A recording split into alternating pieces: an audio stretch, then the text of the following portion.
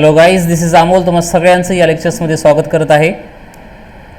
So in this lectures we are going to learn about the partnership final account. So before going to start this, so मी काय तुम्हाला गोष्टी revise करण्याचा तुम्हाला काय notice करण्यासाठी सांगत आहे. या ठिकाणी मी एक स्टिक नोट्स दिलेली आहे. तुम्हाला ह्या रीडिंग करून तुम्हाला ह्या गोष्टी लक्षात ठेवायच्या आहेत. जसं की current account balance may be appear either debit or credit. Current अकाउंटचा बॅलन्स डेबिट असू शकतो किंवा क्रेडिट असू शकतो. असे छोटे छोटे पॉईंट दिलेले आहेत, हे तुम्हाला लक्षात ठेवायचे आहेत. पार्टनरशिप फायनल अकाउंट्स स्टार्ट करायच्या अगोदर मी अकाउंटिंगचे रिअलिस्टिक स्ट्रक्चर 11th स्टँडर्डमधील आठवण्याचा प्रयत्न करत आहे. So first of all journal entries शिकलेलो आहोत आपण. त्याच्यानंतर लेजर पोस्टिंग झाल्यानंतर आपण काय केलेले आहेत, बॅलन्स कॅरेट डाऊन फाइंड केले. आणि हा जो बॅलन्स कॅरेट डाऊन होता त्याच्यावरून आपण एक इम्पॉर्टन्स स्टेटमेंट बनवले होते, ते म्हणजे ट्रायल बॅलन्स. हा बिलकुल सर. या ट्रायल बॅलन्सच्या स्टेटमेंटमध्ये जर विचार केला तर आपल्याकडे काय असायचे, एक डेबिट साईड आणि एक क्रेडिट साईड.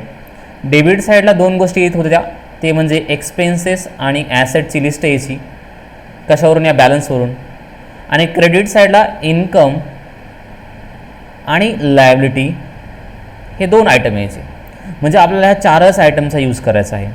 सो तसं जर पाहितलं तर ट्रायल बॅलन्सच्या पुढचा पार्ट म्हणजेच preparation of final account. Under this method we have to prepare two statement. First one is profit and loss account. त्यालाच आपण trading and profit and loss account असंही म्हणतो. आणि last one is balance sheet. Okay. So trading आणि profit and loss अकाउंटमध्ये expense आणि income या दोघांचं कंपॅरिझन आहे, ज्याच्यावरून तुम्हाला काय मिळणार आहे, या तो प्रॉफिट मिळेल ऑर लॉस. आणि बॅलन्स शीटमध्ये दोन गोष्टी आहेत, ॲसेट्स आणि लायबिलिटीज. बिलकुल सर. सो हा बेसिक कन्सेप्ट आपण 11th स्टँडर्डमध्ये फायनल अकाउंटिंग शिकलो आहोत.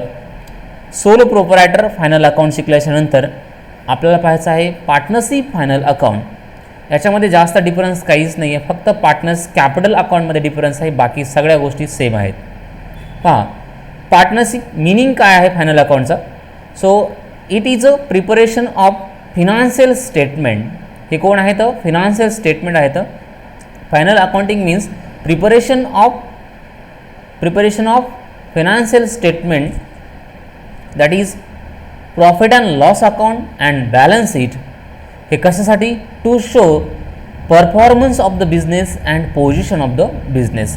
हे वाक्य जे बोललेलं आहे ते तुम्हाला नोट करायचं आहे. सो मिनिंग काय? पहा, preparation of financial statement, that is profit and loss account and balance sheet to show performance and position of the business. So this process is called as final accounting. Point clear? हां बिलकुल sir. Sir before going to start final अकाउंटिंगमध्ये आता एक लक्षात आलेलं आहे आपल्याला, कोणकोणते स्टेटमेंट फॉर्म करायचे आहेत. एक फायनल अकाउंटमध्ये आपल्याला फॉर्म करायचं आहे ते म्हणजे trading and profit and loss account. And second one is balance sheet. Yes और no? Yes sir. Okay. So before going to prepare this, काही गोष्टी आपल्याला माहीत असायला हव्यात. फायनल अकाउंटिंगमध्ये काही शब्द आहेत, वर्ड्स आहेत, त्याचं नॉलेज जर तुम्हाला नसेल तर कदाचित फायनल अकाउंटिंग थोडंसं टफ जाण्याचे चान्सेस असतात. मग त्याचं नॉलेजसाठी आपल्याला पाहिजेत की वर्ड काय आहेत. पहा, फायनल अकाउंटिंगमध्ये पार्टनर्स फायनल अकाउंटिंगमध्ये काही शब्दांची ओळख करून घेऊया. त्यांनी सांगितलेलं आहे क्लोजिंग स्टॉक. क्लोजिंग स्टॉक म्हणजे नेमकं काय? पहा, वर्ड ऐका तुम्ही. अनसोल्ड गुड्स म्हणजे न विकलेला माल वर्षाच्या शेवटी जो शिल्लक राहतो त्याला क्लोजिंग स्टॉक म्हणतात. आउटस्टँडिंग एक्सपेन्सेस हे 11th स्टँडर्डमध्ये शिकलो आहोत. आउटस्टँडिंग एक्सपेन्सेसचा अर्थ होतो असे खर्च जे अजून पेड करायचे बाकी आहेत, म्हणजे लायबिलिटी. प्रीपेड एक्सपेन्सेस असे एक्सपेन्सेस जे आपण पुढच्या वर्षीचे या चालू वर्षामध्ये अगोदरच पेड केले आहेत ॲडव्हान्समध्ये, म्हणजे या एक्सपेन्सवरती आपला अधिकार आहे, ॲसेट होतील. Income received in advance, income receivable म्हणजे मिळणे बाकी असणे, त्याला आउटस्टँडिंग म्हणतात. बॅड डेट्स म्हणजे अमाऊंट इरिक्वायरेबल फ्रॉम डेटर्स, RDD. पुढे दिलेलं आहे डिप्रिशिएशन चार्ज करायचं 11वीमध्ये शिकलो. इंटरेस्ट ऑन कॅपिटल आणि इंटरेस्ट ऑन ड्रॉइंग लोन हे आताच शिकलेलं आहोत जस्ट प्रिव्हियस लेक्चर्समध्ये. Interest on investment and loan, गुंतवणूक केली जर असेल त्याच्यावरचं जर इन्व्हेस्टमेंट आणि लोन इन्कम मिळाला तर त्याचं काय करायचं आहे. गुड्स डिस्ट्रॉयड बाय फायर झालं तर त्याचे एंट्रीज काय आहेत, इन्शुर्ड असतील आणि अनइन्शुर्डच्या स्पेशल. गुड्स स्टोलन म्हणजे चोरीला गेले तर काय. Goods distributed as a free sample वाटले तर त्याची एंट्री काय करायची. गुड्स विड्रॉन बाय पार्टनर्सनी जर घेतले त्याला ड्रॉइंग तर म्हणणार आहोत, पण त्याचा इफेक्ट काय असतील. अनरेकॉर्डेड परचेस आणि सेल म्हणजे जे परचेस आणि सेल झाले आहेत पण अकाउंटिंग करायचे राहिलेत आपण. कॅपिटल एक्सपेंडिचर झाल्यानंतर काय करायचं. बिल रिसिवेबल डिसऑनर झाल्यानंतर काय करायचं. बिल्स पेबल डिसऑनर झाल्यानंतर काय करायचं. डेफर्ड एक्सपेंडिचरचं काय करायचं. ह्या सगळ्या गोष्टींची आपल्याला काय करायचं अकाउंटिंगमध्ये या गोष्टी माहीत करायच्या आहेत.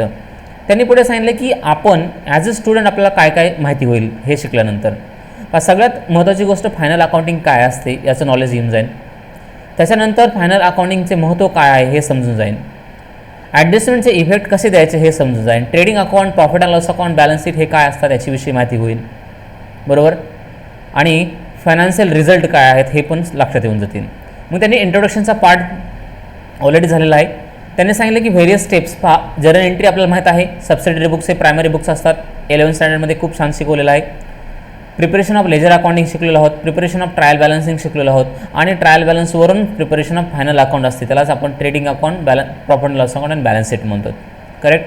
पहा पुढे त्यांनी सांगितलेलं आहे की हा पार्ट तुम्हाला रीड करायचा आहे की नेसेसरी इम्पॉर्टन्स काय आहे की फायनल अकाउंटिंगमध्ये कोणाकोणाला काय फायदे होतील. हा पार्ट इथे दिलेला आहे, तुम्ही हा स्वतः रीड करू शकताय डेफिनेटली. आणि आता मात्र आपल्याला preparation of partners final accounting हा पार्ट शिकायचा आहे. पहा त्यांनी काय सांगितलं आहे. Trial balance and adjustment are importance in preparation of final account. बिलकुल 11वीमध्ये शिकलो. ट्रायल बॅलन्स शिवाय आणि ॲडजस्टमेंट शिवाय फायनल अकाउंटिंग होतच नाही. द लिस्ट ऑफ डेबिट आणि क्रेडिट बॅलन्स ऑल लेजर याला आपण काय म्हणतो ट्रायल बॅलन्स. हे 11वीमध्ये डेफिनेशन शिकलो आपण. ट्रायल बॅलन्स म्हणजे काय, लिस्ट आहे कोणाची डेबिट आणि क्रेडिट बॅलन्सची, कोणाच्या सगळ्या लेजरच्या. हा sir. The final account is prepared at the end of the financial year, वर्षाच्या शेवटी बनवलं जातं. बिलकुल sir. Trading account shows, trading account काय दाखवत आहे, ग्रॉस प्रॉफिट आणि ग्रॉस लॉस. बिलकुल sir. Profit and loss account shows काय दाखवत आहे, नेट प्रॉफिट आणि नेट लॉस. हा बिलकुल सर. बॅलन्स शीट काय दाखवत आहे, फिनान्शियल पोझिशन. हा बिलकुल सर. त्याच्यामध्ये काय असतात ॲसेट्स आणि लायबिलिटी.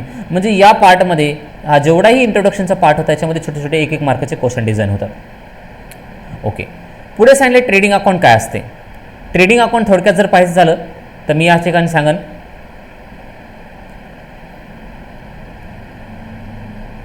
ट्रेडिंग अकाउंट याच्यामध्ये एक पहिला पॉईंट लक्षात ठेवेन, it is nominal account. Okay. याच्यामध्ये काय असतं, it shows on debit side direct expenses, credit side direct income. Yes sir, बिलकुल. आणि why this is prepared, it is prepared to show gross profit and gross loss. yes sir. एवढे जरी point लक्षात ठेवले तरी इनफ आहे. Additional information इथे दिलेलं आहे. हा त्याचा फॉर्मॅट आहे. थोडा फॉर्मॅटच्या ओळखी करून घेऊ आपण. ओपनिंग स्टॉकची पोस्टिंग इथे असते. परचेस त्याच्या खाली लिहायचे आहेत. परचेसमधला रिटर्न तिथं लिहायचं आहे. कॅरेज इनवर्ड, फ्रेट म्हणजे वाहतूक भाडे, कॅरेज इनवर्ड म्हणजे पण वाहतूक भाडे, म्हणजे हा डायरेक्ट खर्च आहे. डॉक चार्जेस ही कन्सेप्ट लक्षात ठेवण्याचा प्रयत्न करा. काही गोष्टी आता एलिमिनेट झालेल्या आहेत. कस्टम ड्युटी म्हणजे खरेदी करत असताना इम्पोर्टवरील ड्युटी आहे. Wedges productive, manufacturing wedges and salary. Wedges word हा शब्द अगोदर आहे म्हणून हा डायरेक्टमध्ये येतो, म्हणजे ट्रेडिंग अकाउंटला येईल. मॅन्युफॅक्चरिंग वेजेस, इम्पोर्ट ड्युटी, कोक, कोयल, गॅस, मोटिव्ह पॉवर, हे सगळे वॉटर, गॅस, हे सगळे कोण आहेत? प्रोडक्शनसाठी लागणारा खर्च आहे. रॉयल्टी हा सगळं काय आहे? डायरेक्टशी प्रायमरी पॅकिंग हा प्रोडक्शनशीच कनेक्टेड असणारा खर्च आहे. फॅक्टरी लाइटिंग अँड हिटिंग हा प्रोडक्शनशी कनेक्टेड आहे. फॅक्टरी रेंट आणि रेट्स हा प्रोडक्शनशी कनेक्टेड आहे. फॅक्टरी इन्शुरन्स हा प्रोडक्शनशी कनेक्टेड आहे. वर्क मॅनेजर सॅलरी ही प्रोडक्शनशी कनेक्टेड आहे, म्हणून हा डायरेक्ट एक्सपेंडिचरमध्ये ही लिस्ट आहे. सर इनडायरेक्ट एक्सपेंडिचर इन्कममध्ये काय दिसतं? क्रेडिट साईडला सेल्स, त्याचा return. Goods loss by fire म्हणजे वस्तू कमी होत आहेत. गुड्स लॉस बाय थेफ्ट वस्तू कमी होत आहेत. गुड्स डिस्ट्रीब्युटेड फ्री सॅम्पल वस्तू कमी होत आहेत. सेलने पण काय होतात? वस्तू कमी होतात. गुड्स लॉस इन ॲक्सिडेंट वस्तू काय होतात? कमी होत आहेत. गुड्स विथड्रॉन बाय पार्टनर्स वस्तू काय होत आहेत? कमी होत आहेत. याचा अर्थ हे कमी होणाऱ्या वस्तू सगळ्या क्रेडिट साईडला लिहिल्या आहेत. कोणाच्या अंडरखाली? सेलच्या अंडरखाली. का बरं लिहायच्या? याचं रिझन मी 11th स्टँडर्डमध्ये शिकवलं आहे. To calculate accurate gross closing stock आणि ग्रॉस प्रॉफिट ॲक्युरेट मिळण्यासाठी या गोष्टी काय करायच्या? तिथं पोस्ट करायच्या आहेत. म्हणजे ट्रेडिंग अकाउंट्स हे थोडक्यात वर्णन होतं.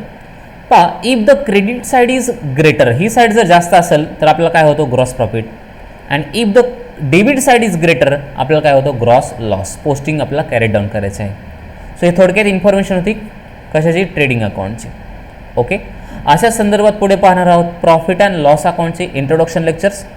उद्याच्या लेक्चर्समध्ये आपण पाहणार आहोत ते म्हणजे प्रॉफिट आणि लॉस आणि बॅलन्स शीटचे इंट्रोडक्शन लेक्चर्स.